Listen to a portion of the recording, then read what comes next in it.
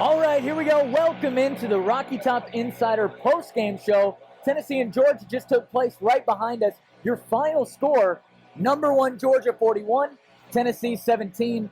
Ryan, it was a game and especially a second half in which the Bulldogs were dominant. What was your biggest takeaway from the game today? It really, it was a game that went pretty similar to how I expected. I thought Tennessee's offense would have a little bit of success early, mainly because they've had that against just about every team they play. And I think that Josh Heupel is one of the best coaches that we especially have seen in a long time who can map out that first drive especially. You give that guy a week, he's going to have a tremendous first drive. Yeah, the scripted 10, 15 plays, whatever it is going into each game, they're excellent on it. Yeah. They have been all season. Yeah. So none of that was a shock. I would guess on the positive side, I thought Tennessee maybe moved the ball better than I thought. I thought they were going to be really reliant on the big plays.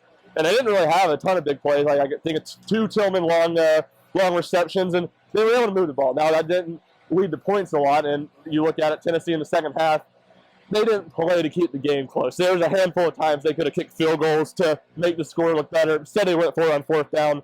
But as a whole, Georgia was who we thought they were. They're the best team in the country. Yes. And this Tennessee team, for as overachieving as they've been this year, still have plenty of holes, still have plenty of areas that it's very evident that they're nowhere near where Georgia is, and the game kind of played out that way. Yeah, I do think that they gave, at times throughout the game, they did give Georgia a little bit of a test. I mean, we talked about that first drive, and then there were a couple of plays here and there. I remember a deep ball down this sideline right here, which just was on the tips of Ramel Keaton's fingers. Yeah.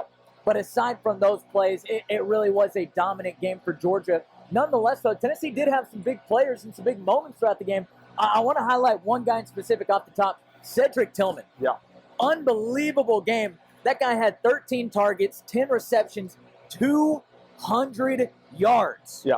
Against what people are saying are one of the best defenses that college football has seen in a while. How important was he tonight, especially after they lost Javonte Payton there early in the first half? No, it was huge, and he just continues to be a guy that comes along and is the most reliable receiver Tennessee has. I mean, we kind of talked about it last week in Kentucky. I said I thought Vols was the best receiver. You said Cedric.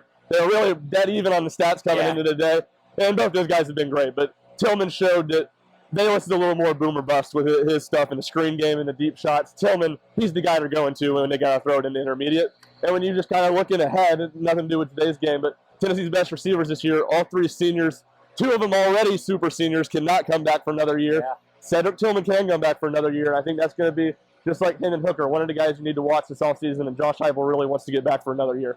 No doubt about it. Well, you just mentioned one of the other names I want to talk about, Hendon Hooker. I thought he was getting beat up a little bit throughout the night, and of course that's what the Georgia defense is going to do to you. Yeah. But I really felt like this was one of the first, I don't want to say the first, but really one of the first games where Hooker's speed was matched by Georgia's speed. There were a lot of times where against a South Carolina, against a Missouri, against an inferior opponent, man, Hendon Hooker could run, dice, dodge, and do anything else. Yeah. But against Georgia, those guys are just so fast, so long, that I felt like he had a little bit of a tough time starting to get some of that running game going that he typically does so well. You're right, and there are 2 plays off the top of my head where he somehow escapes the sack in the backfield. One of them he got hit from the blind side. I don't know how he escapes it. And one of them he got a few yards. The other was a 4th down play. He didn't come close to getting the marker. But those plays, like you said, they go for more against a lot of teams. Georgia's defense is as good as advertised. I mean, it's really, really good. And, I think going back to some of the good things Tennessee did on offense, I thought that was Hooker's worst game of the year. Some of that's probably due to the opponent. But you look at the interception, that was the worst throw he's had all year. Next drive, 3rd and 3 play to Velus Jones. He has him wide open for the first down, overthrows him. Play in the first drive of the game. Second play from scrimmage should have been a touchdown to Velus Jones. He overthrows him. And then a couple other deep balls that they weren't bad throws. No one was wide open behind the defense. Yeah. We had a few plays where you had a receiver had to step on their man, kind of like the Ramel Keaton one you referenced a minute ago, where Hooker has been really good at putting those throws on the money. Just wasn't quite as fine-tuned tonight. Yeah, no doubt about it. I think that especially when you're playing against a team that's above your level, especially when you're playing the number 1 ranked team in the country, you cannot give them extra turnovers if you're not going to take any away. I felt like, obviously, that was not the game changer, but certainly helped helped Georgia be able to climb away a little bit more throughout the game. Ryan, final takeaway from tonight. What'd you think? Yeah, I was just going to go on that end. I thought Heupel, these coaches, you don't always get a ton of informative stuff, but I thought he made a great point in the postgame. We're going to pull off the upset. You can't lose a turnover battle 2-0, and you have to be better in the red zone. Tennessee was able to move the ball get into the 30 a handful of times, but against this Georgia defense, it's really tough when the field shrinks, and Tennessee just didn't capitalize.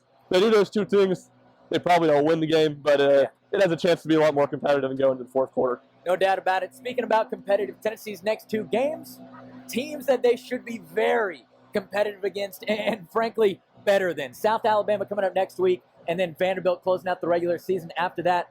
Only need 1 win out of these 2 games to become bowl eligible. That would be a massive feat here in Heupel's inaugural season. But nonetheless, for us here tonight, Tennessee 17, Georgia gets the win with 41 points, 41-17. For Ryan Schumpert, I'm Rick Butler. It's been the Rocky Top Insider postgame show. We'll see you back online. Don't forget to check out RockyTopInsider.com and follow us on Twitter, Instagram, Facebook, all the places. Rocky Top Insider. We'll see you soon.